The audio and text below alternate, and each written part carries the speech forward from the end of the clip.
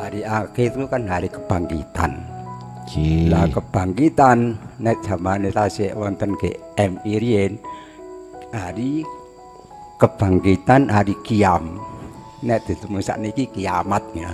Ji. Padahal hari kiam niku hari kebangkitan. Kebangkitan itu berarti ini saya sendiri ya. Dulu itu belum kenal saya baru, masih tidur rohani saya. Lah kenal saya baru, bangkit melesat gimana ya, nggak bisa terjangkau.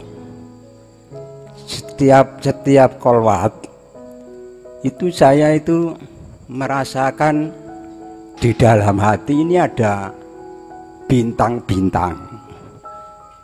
Lah bintang niku itu saya ini ya tidur habis kolwat ngeleset, tidak bisa merasakan apa-apa, tapi masih mendengar suara-suara percikan di luar, tapi nggak bisa obah, nggak bisa melek mata ini.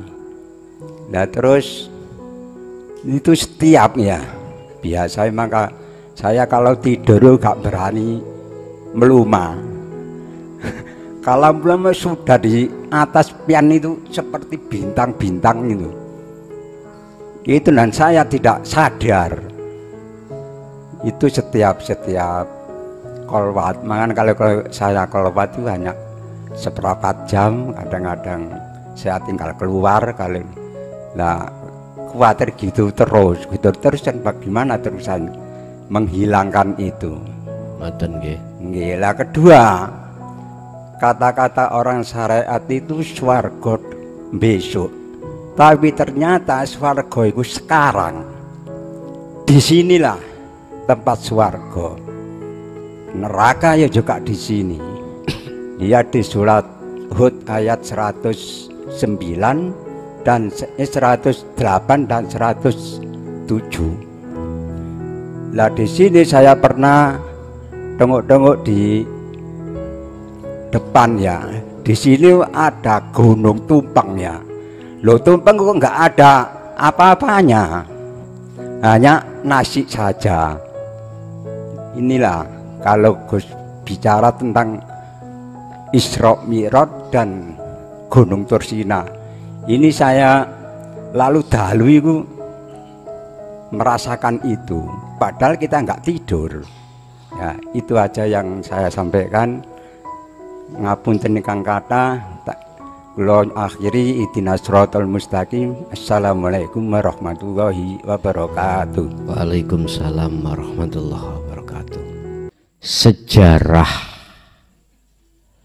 si Salik ketika suluk dalam rangka wusul bertemu Allah antara si A, si B, si C dan seterusnya juga nggak sama. Letak nggak samanya adalah ada kalanya si Salik itu sebelum sampai kepada ahad maqam musyahadah terkadang juga dilewatkan dulu terhadap maqam mukasyafah. Makom di mana baik secara tersadar atau tidak sadar berarti tidur lewat mimpi, itu dipertemukan beberapa kejadian-kejadian seperti apa yang jenengan ceritakan tadi. Dan itu hak wewenang Allah. Jikalau itu datang nggak bisa kau tolak, jikalau itu tidak datang kok minta dengan cara apapun gak akan pernah datang. Karena sesungguhnya si Salik itu tidak punya kewenangan tentang hal itu. Dia harus hanya bisa melakukan hanya secara proses, hanya berkewajiban melakukan kholwat saja. Nanti apapun yang ada kaitannya dengan kejadian itu bukan hak kita, tapi hak Allah. Satu. Dua, ada kalanya si salik itu tidak dimasukkan Allah dalam pengalaman makom mukasyafah, langsung masuk di dalam makom musyahadat. Jadi tampilan-tampilan secara kasyaf itu gak dibuka Allah. Cuman hatinya nyaman karena sudah nafi isbat. Nyaman. Mimpi juga nggak pernah. Waktu kholwat khusus juga nggak kelihatan apa-apa. Cuman hatimu nyaman. Nyamannya hati hanya satu. Ala bidzikrillahi tatmainnul qulub. Anda sudah tidak merasa yang berzikir, berkholwat. Sudah tidak merasa diri Anda yang berperan di situ. Ini sadar atau tidak sadar sama. Waktu tidur atau tidak tidur sama.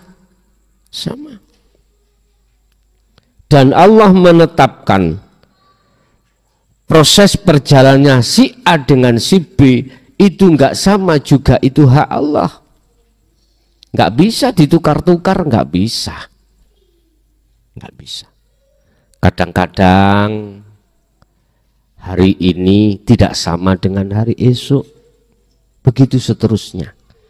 Dan itu bukan urusan kita dan itu enggak penting. Yang terpenting kita adalah wadhkur isma rabbika bukratan wa asila wa minal laili fasjud lahu fasabbihu lailan tawilan. Pagi sampai pagi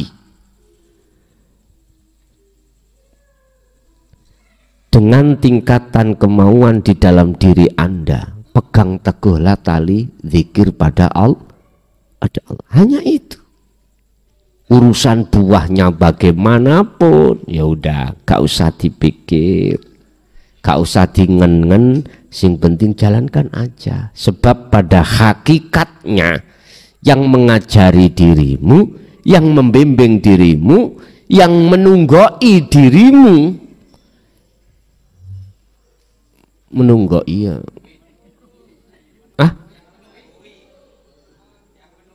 Menunggui dirimu berkholwat berzikir, ya guru sejatimu yaitu Allah Subhanahu wa ta'ala. Karena Allah itu tidak pernah kemana-mana. Karena Allah itu tidak kemana-mana, selalu ada di dalam dirimu.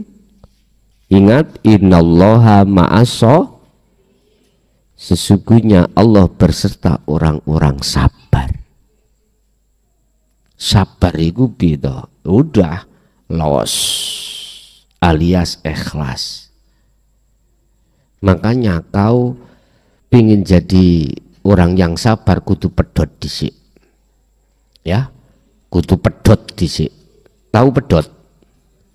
Pedot tel niku lho. Ya pedot hubungan hatimu terhadap selain Allah. Itulah wong pedot. Wong pedot iku mesti bebas. Penak wong pedot. Manuk, burung keluar dari sangkar bebas kemana-mana. Bebas. Jadi Bapak ingkang bertanya khususnya, apapun yang ditampakkan Allah terhadap diri jenengan wau adalah merupakan satu